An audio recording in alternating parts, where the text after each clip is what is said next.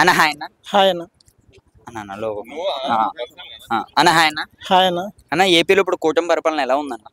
కుటుంబ పరిపాలన అంటే బాగానే ఉందన్న. ఇంకా అంటే 6 months కూడా అయింది కదా. అంటే 10 ఇంకో months అవుతుంది. అదే 10 months అయింది కదా. ఒక 1 year at least 1 year 1.5 year time ఇస్తే తెలుస్తుంది. జగన్మోహన్ రెడ్డి గారు కళ్ళు మూసుకుంటే 3 సంవత్సరాలు గడుస్తే మళ్ళీ మా ప్రభుత్వం అఖండ విజయం సాధిస్తుంది అంటున్నారు, అది నిజమేనా? అది సాధించడం అనేది కష్టం అన్న. గతంలో కూడా ఆయన వచ్చాడంటే వాళ్ళ నాన్నగారి పేరు పెట్టుకుని వచ్చాడు తప్ప ఒక్క అవకాశం ఇచ్చి చూడండి, ఒక్క అవకాశం ఇచ్చి చూడండి అని వాళ్ళ నాన్నగారు అంటూ లేకపోతే జగన్మోహన్ రెడ్డి ఎవరన్నా అంతకుముందు కూడా ఎవరికీ తెలియదు. వైఎస్ఆర్ రాజశేఖర రెడ్డి గారి అబ్బాయి అంటే జగన్మోహన్ రెడ్డి అని ఎవరికీ తెలియదు.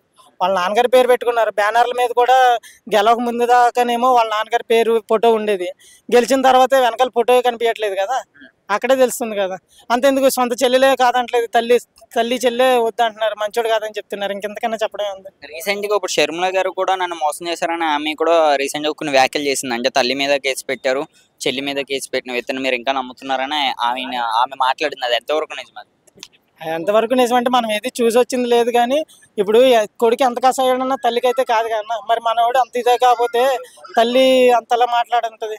తల్లి కూడా బాధ ఉంటుంది కదా. పోనీ చెల్లి అన్న చెల్లెలు అనుబంధం అనేది వేరు. పోనీ తల్లికి మనసు ఇద్దరు కొడుకులు ఒకటే కదా, పిల్లలు ఇద్దరును.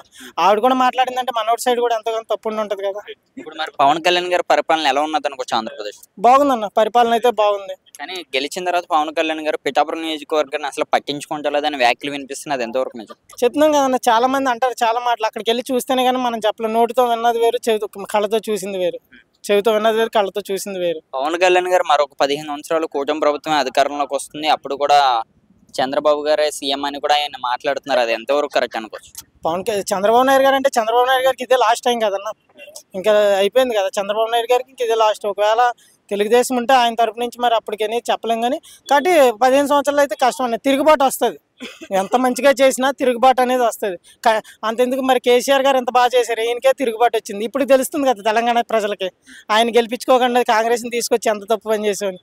రీసెంట్గా జరిగిన హెచ్సీఏలో కానీ దేని విషయంలోనైనా కానీ. ఇప్పుడు ఇలాగే వెళ్తుంటే ఆంధ్రప్రదేశ్లో మళ్ళీ జగన్మోహన్ రెడ్డి గారు వచ్చే అవకాశం ఉందా ఆంధ్రప్రదేశ్? నెక్స్ట్ టైం అయితే రాడన్న, నెక్స్ట్ టైం అయితే రాడు. ఇంకా తర్వాత మళ్ళీ ఎప్పుడైనా అవకాశం ఉండొచ్చేమో కానీ. ఓకే, ఒక మాటలో నారా లోకేష్ గారి కోసం ఏమంటారు? నారా లోకేష్ గారు రీసెంట్ గా పట్టాలు కూడా ప్రవేశపెట్టారు ఆయన మంగళగిరి నియోజకవర్గంలో.